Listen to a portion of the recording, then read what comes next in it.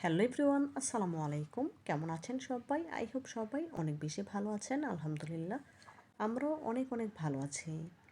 আজ আপনাদের জন্য নতুন আরও একটি ভিডিও নিয়ে চলে এলাম। আজ কোনো রান্নার ভিডিও করব না। আজ আপনাদের সাথে শেয়ার করব তাল থেকে কিভাবে তালের ঘন পিউরি বা ঘন রস বের করা যায় তার সঠিক পদ্ধতি। আমরা তো কম বেশি সবাই তাল থেকে তালের রস বের করে নিতে পারি, তবে কোনো রকম ঝামেলা ছাড়াই কিভাবে তাল থেকে তালের ঘন রস বা পিউরি বের করা যায় তার সকল টিপস সহ আজকের ভিডিও।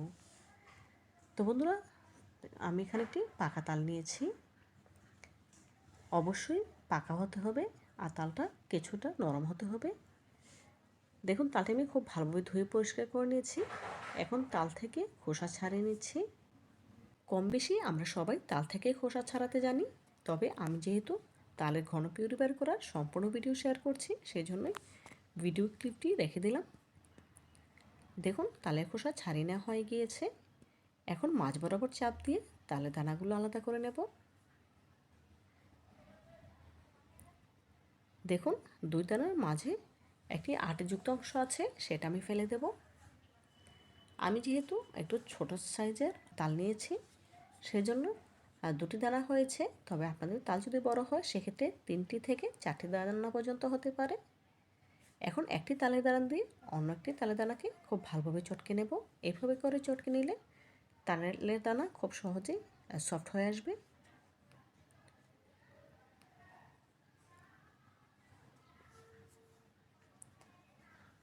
দেখুন বন্ধুরা, একটি তালের দানা খুব সহজেই সফট হয়ে গিয়েছে। এখন অন্য তালের দানাটি আবার এভাবে করে চটকে নেব। এতে করে দুটি দানাই খুব সহজেই সফট হয়ে আসবে।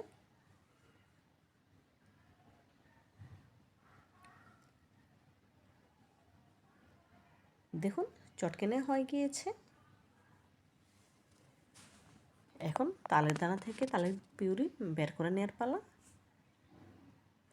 আমি কিন্তু এখানে কোনো পানি অ্যাড করিনি, পানি ছাড়াই তালের পিউরি বের করে নেব।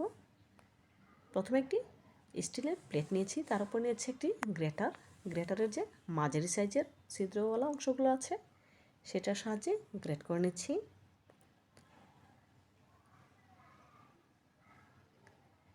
কোনো রকম ঝামেলা ছাড়াই তাল থেকে ঘন পিউরি বের করা যায়। আপনারা যদি আমার ভিডিওটি হুবহু ফলো করেন তাহলে কিন্তু আপনারাও কোনো রকম ঝামেলা ছাড়াই তাল থেকে তালের ঘন পিউরি বের করে নিতে পারবেন।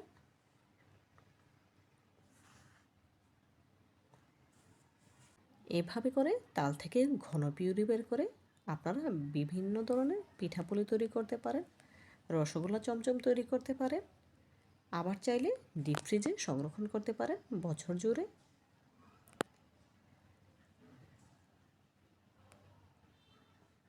দেখুন বন্ধুরা, একটি তালের দানা থেকে পিউরি বের করা হয়ে গিয়েছে। এখন অন্য দানা থেকে পিউরি বের করে নেব। দেখুন, তালের দানা কতটা পরিষ্কার হয়ে গিয়েছে, দেখেই বুঝতে পারছেন। এখন যে আরও একটি তালের দানা রয়ে গিয়েছে সেটা থেকে তালের পিউরি বের করে নেব।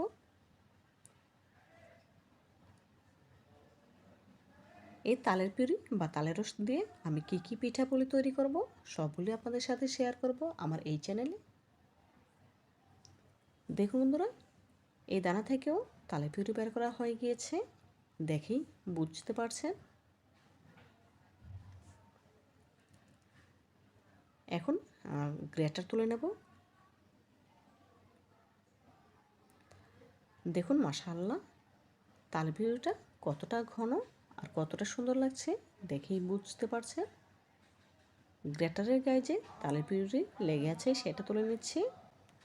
এখন এই তালের পিউরিটাকে একটি ছাঁকনিতে ছেঁকে নিতে হবে, যাতে করে ভেতরে কোনো আঁশ থাকলে যেন ছাঁকনিতে রয়ে যায়।